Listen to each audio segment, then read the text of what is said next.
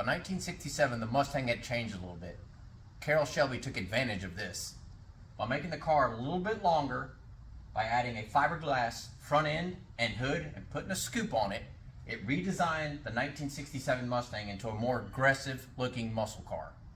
Add the 2 center headlights and a Shelby GT500 emblem and factory hood pins. You had one hell of an automobile. But enough about how pretty the car is. Seriously, let's talk about this. Just standing here, the car looks phenomenal. Let's talk about the real reason Shelby designed this car, and that's what's under the hood. Come a little bit closer. Let's take a look at this. Here you go. 428 big block.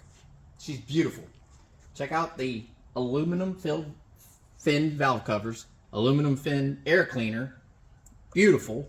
Coming off their Le Mans win, they decided to put the Cobra Le Mans tall valve covers on here, which just give it that muscular look I love about it. If you look carefully, it barely fits in here. You have maybe 3/4 of an inch clearance on each side. Gorgeous setup, okay? I come around here and I remove this air cleaner. Look at that. Please, we all look at this. 2 600 CFM, not one, but 2. 67. Only year they did this, guys. Only year. 2 of these bad boys.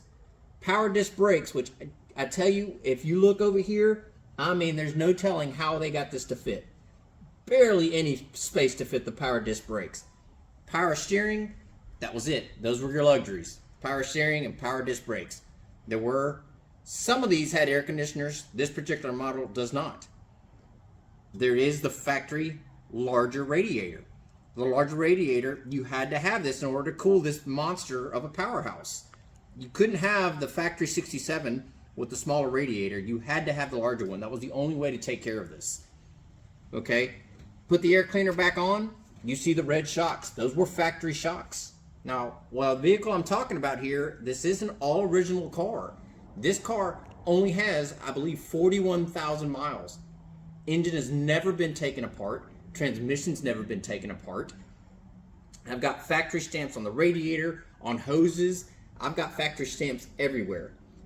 In a little bit, I'm actually going to show you all where they stamped the VIN numbers, because they started doing that in 1967. They stamped the VIN numbers on the blocks and the transmissions. So you know that your car was a numbers matching vehicle. Talked to y'all about the close headlights right here. They had to move these out in the later models, okay? This caused overheating issues. So these are different design in the later models of the same year, 67. They moved them out because the airflow was trapping the air from getting through to the radiator. Unbelievable designs for a 1967. So he took a 67, he added the fiberglass hood, he added this whole new fiberglass piece to the front, which added this new dimension to this car. It made it look really aggressive and like it was moving without moving. Come down the side, he kept the factory fenders. These were still the metal fenders from a 1967. Come down here, he did change the wheels. He had new 15-inch wheels with front disc brakes, but this was a whole new wheel for 1967 for the Shelby, with the special center cap that said Shelby Cobra. Come back a little bit more, you had the special badging, the GT500 stickers that went around down the side, and also the new metal badge that's just so significant to this car that started the whole realm with the Shelby GT500 and the Snake. Just a great addition to this car, made it look so tough. But I'll tell you something else that's really, really neat about this car. Something really, really different about 1967. Come down the side right here, and you had these louvers, okay? People ask, why this? Well, this is really neat. If you look inside, you will actually see a hole in there. This is actually a functioning air scoop for the rear brakes. This actually runs through the car and comes out the fender well, out the wheel well in the back to cool off the rear brakes. Now, was it really functional? No, it was a really cool idea. It blows air on the tire more than anything else, but it's such a great innovation for 1967.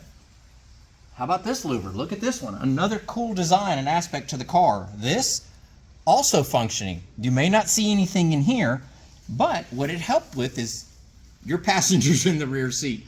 There's actually a vent switch. When you pull the switch in there, it would actually pull air out and let hot air out of the vehicle through the rear vent. So this was actually a functioning scoop right here. Both of these were functional. which adds just this amazing aura to the car, saying, my gosh, you know, it looks like you just stuck a bunch of stuff on here. They actually work. They were actually for a function to make the car work. Now, he did retain the rear disc brakes. They were heavier duty disc brakes. They were larger, but they were drum brakes. I take that back. They were drum brakes, not disc brakes.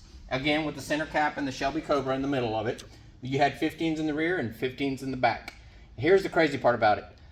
15-inch wheels with over 400 horsepower. They didn't stand a chance. I can tell you that right now. The muscle car era was blasting off in 1967. Shelby comes out with this GT500, so Corvette answers back with this gorgeous red with black Stinger 427. This model is a convertible and it's a 4-speed. But I want to let y'all know something about this one. This one has a radial heat delete. For you Corvette fans out there, I know you know what that means. And yes, this is one of them. And I'll tell you exactly what she is on my next episode.